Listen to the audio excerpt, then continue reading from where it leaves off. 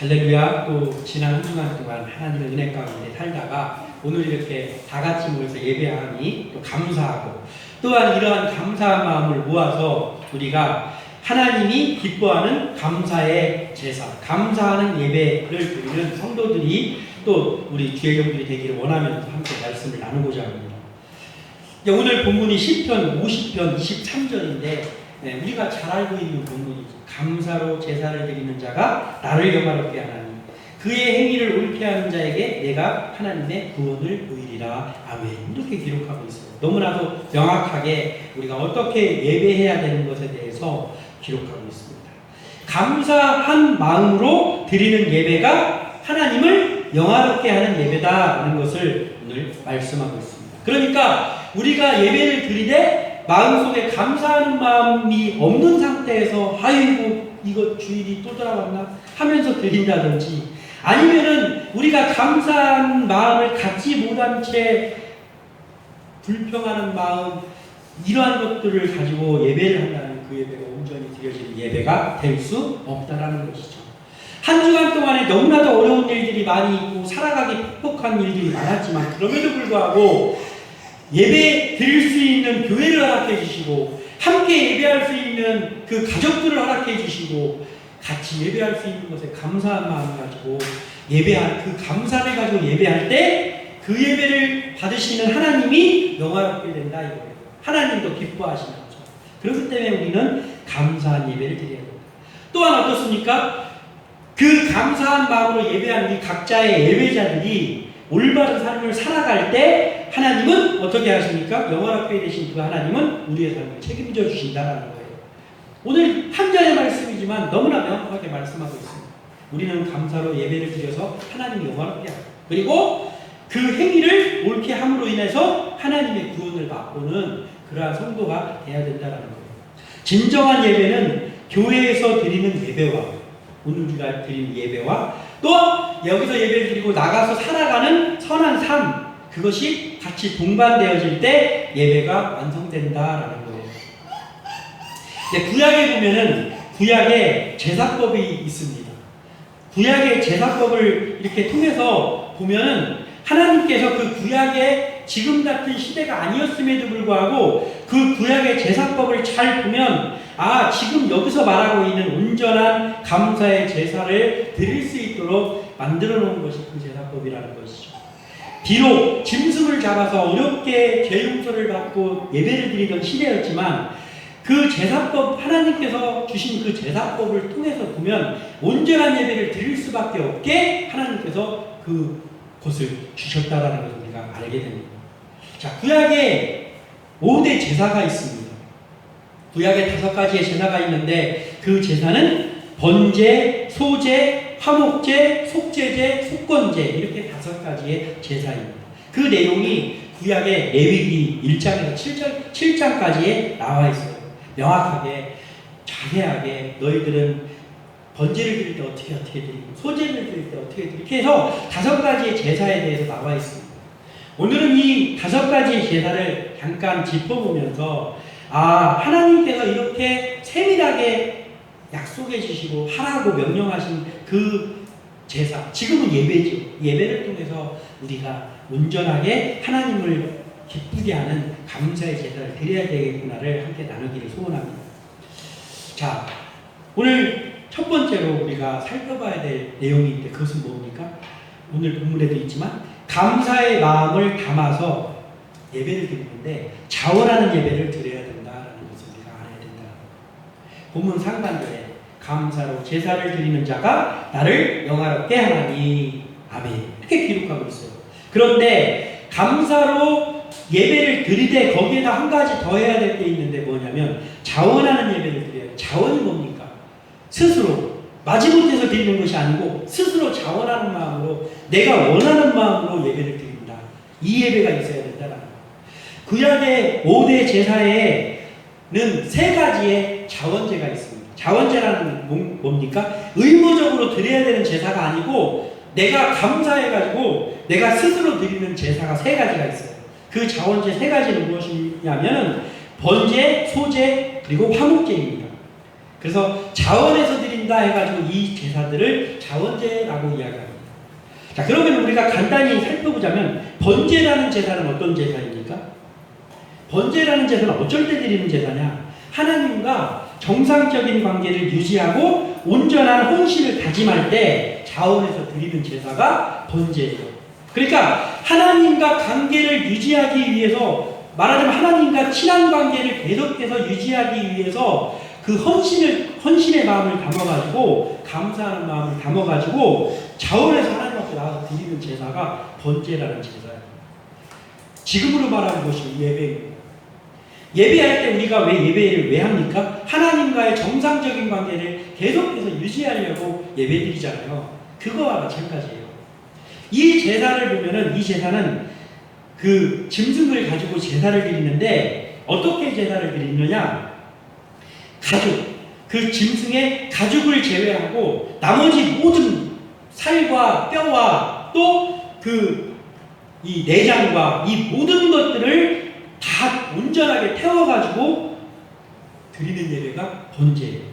그러니까 말하자면은 모든 걸 다 하나님 앞에 드립니다. 온전한 헌신이 들어있는 이 제사가 번제였습니다.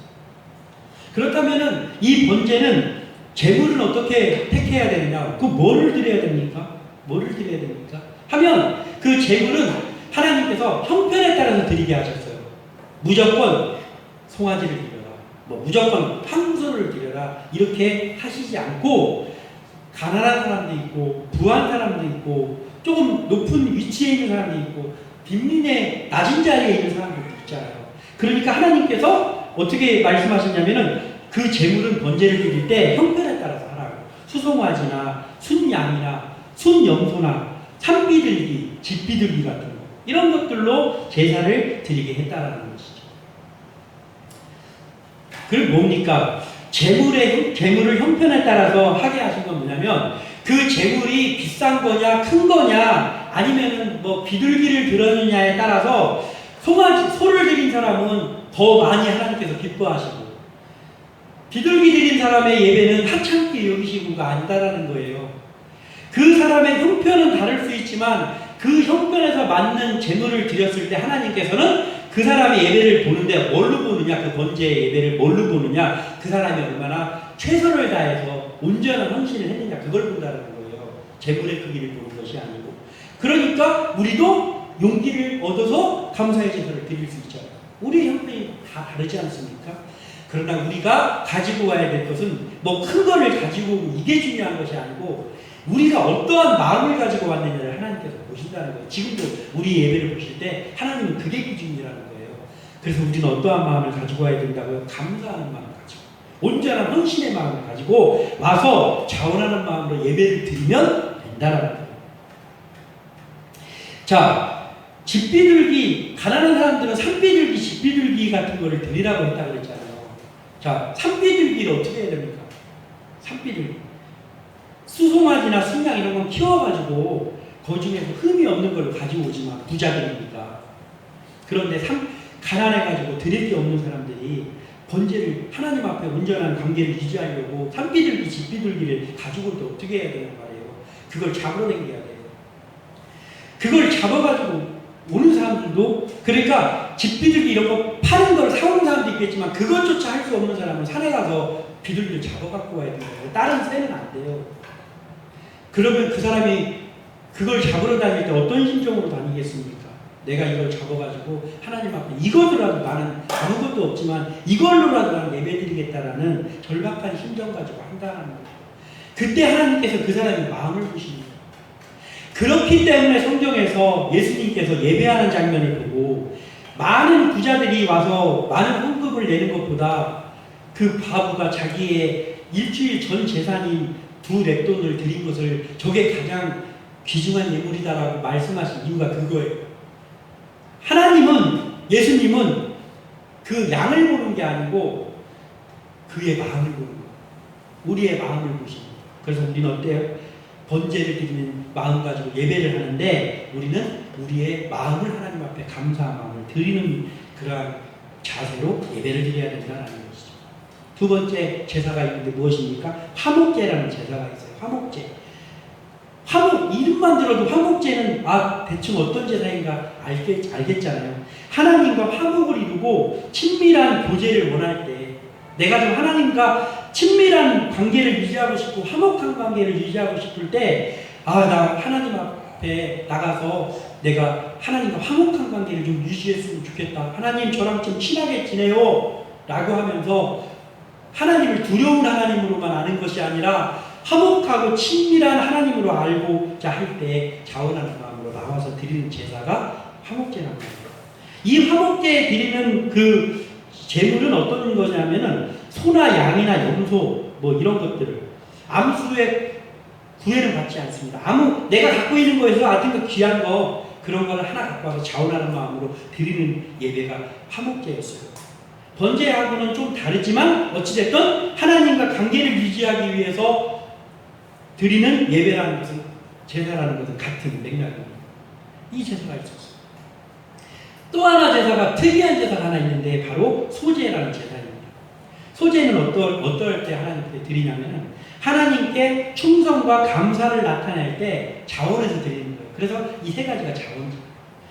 이 소제라는 제사를 히브리어로 민하라고 합니다. 민하. 근데 이 민하라는 말의 뜻이 뭐냐면은 헌물, 선물, 조공 이런 뜻이에요. 그러니까 이것을 보면은 어떤 거예요? 지금으로 말하면 우리가 예배를 드리는데 그 예배 중에 헌금 시간 이런 개념이 있는 거예요. 그래서 여기에는 특별한 게 있는데 뭐가 있냐면 고운 가루, 아주 곱게 빻은 가루나 또는 기름, 그리고 유향, 소금 이런 것들을 드리는데 그냥 그 자체로 드리기도 하고 또는 그걸 섞어가지고 요리를 만들어갖고 드리기도 하는 제사가 소제인데 특이한 게 있어요. 다른 제사에는 다 뭐가 있습니까? 짐승을 잡아서 죽이는 짐승의 희생이 있어요. 근데 이 소제라는 제사는 특이하게도 피가 없는 제사예요. 그냥 밀가루, 가루 같은 걸로 드리기 때문에 피를 흘리지 않는 제사가 소제라는 거예요. 그러니까 피를 흘려서 죄를 용서받거나 하나님 앞에 나가는 그러한 개념이 아니고 이 소제라는 제사는 하나님께 충성하는 감사의 마음을 담아가지고 떡을 만들어가지고 이렇게 드리는 거예요. 그런 제사입니다. 그런데 이 제사의 또한 특징이 하나 있는데 그건 뭐냐면은 이 제사는 단독으로는 잘 드려지지 않는 제사예요. 단독으로 드려지지 않아요. 피가 있는 번제나 화목제 같은 제사가 드려질 때 소제를 곁들여서 같이 드리는 제사입니다. 마치 지금 우리가 예배를 드리는 번제와 같은 화목제와 같은 예배를 드릴 때 우리가 하나님께 헌신하고 헌물을 드리고 선물을 드리는 그게 뭐예요? 헌금이잖아요. 그 헌금을 정성을 다해서 드리는 것 같은 그런 느낌의 제사라는 것이죠. 이러한 번제와 화목제, 소제라는 제사가 그 자원에서 하나님 앞에 가까워지기 위해서 드리는 제사인데 우리는 그러면 예배를 드릴 때 어떻게 자원하는 마음으로 드려야 된다는 거예요. 우리도. 그러니까 막 예배 드리는데 오늘 또 주일이야? 그러면서 일어나가지고 찌뿌둥한 마음으로 그렇게 와서 마지못해서 예배를 드리면 안 된다는 것이죠. 우리는 예배를 드릴 때 일단 가지고 있어야 될 게 뭐냐면 자원하는 마음. 오늘도 하나님과 친밀한 관계를 가져야지. 내가 하나님 앞에 정상적인 관계를 가져야지. 하나님이 나를 일주일간 지켜주셨으니까 거기에 또 감사하는 마음 가지고 드려야지 라고 하면서 자원하는 마음으로 드려야 되고 그 자원하는 마음과 함께 감사한 마음으로 드려야 된다는 거예요. 그래서 우리가 예배를 드릴 때 이렇게 보면 기도를 하잖아요. 기도할 때 항상 처음 부분에 기도 처음 부분에 뭐가 있냐면 감사가 있어요. 하나님 아버지 한 주간 동안 지켜주셔서 감사합니다. 이러한 거예요. 이러한 감사의 마음을 가지고 우리가 예배를 드려야 된다는 거예요. 번제와 같이 모든 것을 다 태워서 드린다 했잖아요. 번제와 같이 우리의 모든 것을 드리고 또 화목제와 같이 하나님과 친밀한 관계를 유지하는 것들을 생각하면서 예배를 드리고 갈망하면서 또 소제와 같이 화평하고 감사한 마음으로 향기로운 예물을 드리고 이러한 것들이 있을 때 우리의 예배가 온전한 예배, 감사로 드리는 예배가 된다는 것이죠. 두 번째 무엇입니까? 자, 첫 번째는 감사한 마음을 담은 자원하는 예배라고 한다면 두 번째는 뭐냐면 예배에 반드시 제사에 있어야 될 게 있는데 그것은 죄의 용서를 구하는 죄의 용서를 구하는 회개의 예배가 드려져야 된다는 거예요. 예배를 드리는데 우리가 알게 모르게 지은 죄들도 많잖아요. 그런데 예배를 드리는데 도무지 회개를 하지 않아요. 그냥 예배만 드리고 그러면 예배가 완성되지 않는다라는 거예요. 예배에는 반드시, 이 제사에는 반드시 있어야 될 게 있는데 그게 뭐냐면 죄의 용서를 구하는 회개가 있어야 되고 하나님께서 죄를 용서해 주는 것이 있어야 된다는 거예요. 그래야 예배가 완성되는 거예요.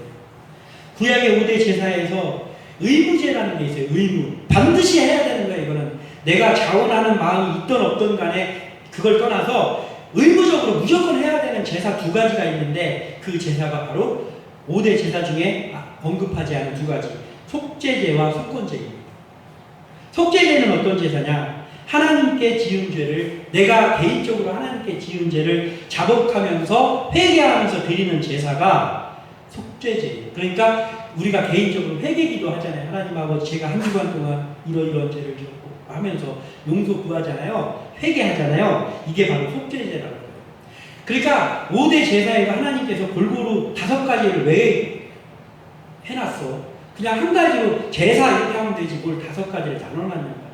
그게 바로 다 있어야 되는 요소들을 하나님께서 준비시켜 주신 거예요. 그 중에 속죄제가 지금의 우리의 예배로 보자면 우리가 하나님 앞에 나왔을 때 가장 먼저 해야 될 것이 있잖아요. 감사와 기도.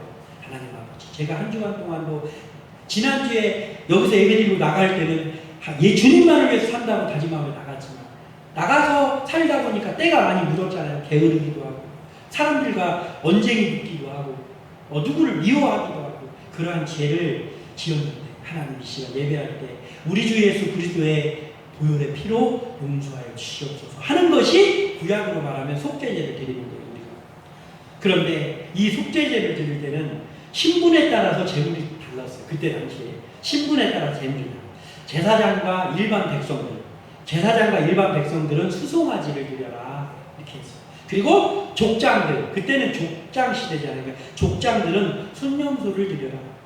그리고 일반 평민들은 암염소와 어린 암양을 드려라. 그게 정해져 있었어요. 속죄제를 드리는 그것이. 그런데 또 한 가지가 있는 게 뭐냐면 빈민들, 그러니까 너무 가난한 사람들 있잖아요. 이 빈민들에게는 비둘기 2마리를 드려라 이렇게 했어요. 그리고 그 빈민보다도 더 못 사는 극빈자들 있어요. 극빈자. 아무것도 없는 사람들. 지금으로 말하면 거린들 뭐 이런 사람들. 그 극빈자도 죄를 용서 받아야 되잖아요. 그 당시에는. 죄를 용서 받아야 되는데 극빈자는 아무것도 없으니까 뭘로 용서 받습니까? 고운 가루. 10분의 1 해봐. 그냥 한 움큼 같은 거예요. 가루 한 움큼을 갖고 와서 드려가는 거예요. 왜냐하면 아무것도 없는 사람은 재물이 없어서 용서를 못 받으면 안 되잖아요. 그러니까 하나님의 사랑이 여기에 들어있는 거예요. 그 재물을 골고루 분포해 놓은 것이 하나님의 사랑이에요. 그래서 아무것도 없는 사람은 원래는 속죄제를 하려면은 그 속죄제의 개념이라는 게 뭐냐면 내가 피를 흘려야 되지 죄를 지은 사람은 반드시 죽는다잖아요. 그러니까 죄를 지어서 죽는 게 내가 돼야 되는데 내가 대신 내 대신 흠이 없는 재물 하나님께서 이걸 드려라 하는 그 재물을 갖고 와서 그가 피를 흘리면서 그 피를 통해서 내가 용서받는 거예요. 그게 속죄제라고 해요. 그런데 아무것도 없는 사람에게는 가루 한 움큼 갖고 와서 드리라고 하나님 하시는 거예요. 그러니까 피가 없어도 용서해 주겠다라는 거예요. 이건 무엇입니까? 우리가 반드시 피가 있어야만 하나님께서 용서해 준다. 맞습니다. 그게 맞는데 예외도 있다는 거예요. 왜 예외가 왜 있습니까? 하나님은 그 법을 뛰어넘은 분이란 말이에요. 그러니까 하나님이 희생의 제사를 드려라 했지만 그것도 없는 사람은 집비둘기, 산비둘기까지도 없는 사람은 가루라도 갖고 와라라고 했다는 걸 하나님이 허락하셨다는 거예요. 예외를 적용시켜주셨다는 거예요. 그러니까 모든 사람에게 하나님께서는 용서받을 기회를 주신 거예요. 얼마나 감사합니까? 그러니까 우리는 지금 어떻게 해야 됩니까? 지금도 우리가 와서 예배 드릴 때 정말 때에 따라서는 그럴 때가 있잖아요. 수중에 돈 5,000원, 10,000원도 없을 때 있잖아요. 그러면 하나님 앞에 그럼에도 불구하고 감사하는 마음으로 와서 예배 드리면서 죄를 용서받을 때 그 죄 용서해주는 그것이 너무나 감사할 때 주머니에 1,000원짜리 하나 있네? 그럼 그거라도 드리면 하나님께서는 야, 어디서 1,000원을 갖고 와가지고 이렇게 하시지 않는단 말이에요. 하나님께서는 그 마음을 담아서 드리는 그 어떤 것이라고 해도 흡족하게 받으신다라는 거예요. 그리고 죄를 용서해 주는 거예요. 이 속죄제. 이게 너무나 중요한 제사죠. 또 한 가지 마지막 뭡니까? 속건제라는 제사가 있어요. 이것도 역시 의무적으로 드려야 되는 제사예요. 언제 드리냐? 하나님의 성물을 범했거나, 예를 들면 이런 거예요. 하나님이 만지지 말라 한 걸 잘못 만졌다든지, 부정해졌다든지, 또는 계명을 어겼어요. 하나님의 계명을 어겼다든지, 이럴. 그리고 아까 속죄제는 내가 지은 죄에 대해서 용서받는 거잖아요. 근데 속건제는 이웃에게 손해를 끼친가 사회적인 거예요. 나의 죄뿐만 아니라 다른 사람에게 손해를 끼쳤거나 이런 사회적인 면에서 일어나는 그 죄. 그런 것이 있을 때 드리는 제사가 속건제였어요. 속죄제가 개인적인 죄에 대한 것이라고 한다면 속건제는 사회적이고 도덕적인 죄. 이런 것들을 이제 용서받을 때 드리는 제사가 속건제였어요. 그러니까 여러 가지 이제 거기에 그 의미가 담겨 있지만 그 중에서 그러면 속건제는 속죄제랑 다른 점이 뭐가 있을까? 약간 사회적이고 도덕적인 죄를 한다 그랬잖아요. 마치 이런 거와 똑같은 중보기도 같은 느낌이 여기에는 담겨 있는 거예요. 그래서 내가 지은 죄만 용서를 구하는 게 아니라 우리가 예배할 때 그러잖아요. 우리 죄도 용서를 구하지만 사회적인 면들, 세상에서 일어나는 거에 대해서도 중보하면서 기도하잖아요. 그것이 바로 약간 속건제와 같은 그런 부분이라는 것이죠. 그래서 예배를 자원해서 드릴 때 무조건 해야 되는 것이 오늘 속죄제에 들어있는 회개인 거예요. 우리가 예배를 드릴 때 감사만 하는 것도 아니고 예물만 드리면서 하는 것도 아니고 반드시 예배에 우리의 죄를 용서를 구해야 된다는 거예요. 왜냐하면 죄를 짓지 않으면서 살아갈 수 있는 사람이 없기 때문에, 우리의 때가 묻지 않고 살아갈 수 있는 사람이 없기 때문에 우리는 항상 예배할 때마다 회개 기도를 해야 된단 말이에요. 그리고 나에 대한 회개만 하는 것이 아니라 내 가족을 위해서 중보기도, 사회적인 그 사람들을 위해서 우리가 중보기도 하는 것이 뭐라고요? 의무라고, 의무. 그래서 우리는 해야 되는 거예요. 회개하는 일에 자유로운 사람이 아무도 없습니다. 우리는 부지중에라도 죄를 짓게 되는 거예요. 그래서 우리가 항상 해야 됩니다. 그리고 우리가 살아가는 중에서도 기도할 때 우리 기도만 하지 말고 생각나는 사람들 있잖아요. 그 생각나는 우리의 가족이라든지 우리의 동료라든지 그런 사람들을 위해서도 우리가 항상 중보하면서 기도하는 것들을 우리가 잊어서는 안 된다는 거예요. 이렇게 해서 감사의 마음으로 자원하는 예배가 드려지고 그 예배 속에서 죄의 회개가 이루어지고 그 회개가 이루어졌을 때 모든 죄를 자복하며 용서해 준다는 하나님이 죄를 용서해 주고, 그러면 이제 그때 진짜 예배가 드려진 거예요. 그리고 마지막에 한 가지가 더 있습니다. 그 두 가지가 다 되었다면 마지막 한 가지 무엇입니까? 온전한 예배를 했다면 그러면 그 후에 있어야 될 것이 있는데 올바른 삶을 살아가야 된다는 거예요. 오늘 본문 하반절에 그 행위를 옳게 하는 자에게 내가 하나님의 구원을 보이리라. 아멘. 이렇게 기록하고 있어요. 자, 예배를 드렸습니다. 여기서 교회에서 예배드리고 제사를 드렸어요. 막 태워서 드리고 가루를 막 만들어가지고 드렸습니다. 그리고 나가서 사는데 예배 드렸을 때 그 감절했던 마음이 하나도 없이 세상 사람들과 똑같이 살아간다고 한다면 예배는 실패입니다. 여기서 아무리 거룩하게 막 뭐 해놓고 막 엄청나게 옷을 막 입고 그러고 예배 드렸다고 해도 나가서 삶이 동반되지 않으면 그 예배는 실패한 예배다라는 거예요. 하나님이 기뻐하는 예배가 아니다라는 거예요. 구약의 5대 제사에 지금 우리가 드리는 예배 가운데 행해져야 될 모든 요소들이 다 들어있어요. 헌금을 하는 거, 죄의 용서받는 거, 하나님과 친밀한 관계를 유지하기 위한 모든 요소들이 거기 다 있어요. 그런 것들을 다 하면서 우리가 정성껏 예배를 해야 됩니다. 그리고 그 예배를 드리고 났을 때 그때부터 진짜 예배가 시작이 되는데 그게 뭡니까? 우리가 나가서 올바른 삶을 살아가는 것, 그것이 예배의 완성이다라는 거예요.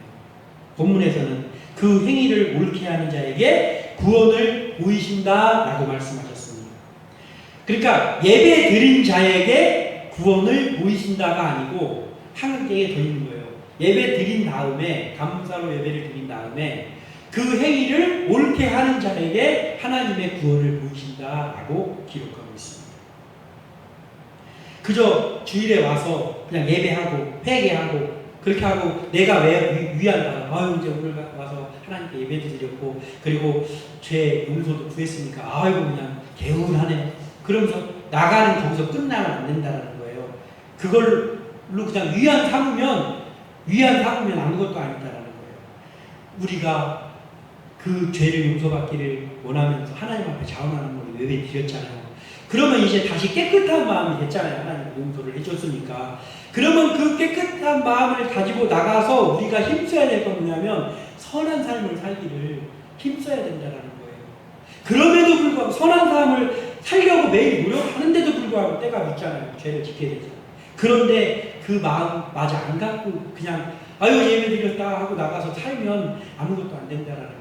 그래서 우리는 예배가 끝나고 삶 속에서 그것을 실천하기 위해서 무던히 노력하면서 살아가야 되는데 그렇게 무던히 삶 속에서도 또 기도하면서 하나님 앞에 도움을 청하면서 그렇게 삶 속에서 살아갈 때 그때 그 행위를 보고 하나님께서 우리를 건져주시고 책임져주시고 구원해 주신다는 거예요. 우리가 하나님께 간구하는 것이 너무나 중요합니다. 하나님 아버지 저 이것이 절박합니다 하면서 간구하는 것도 너무나도 중요하죠.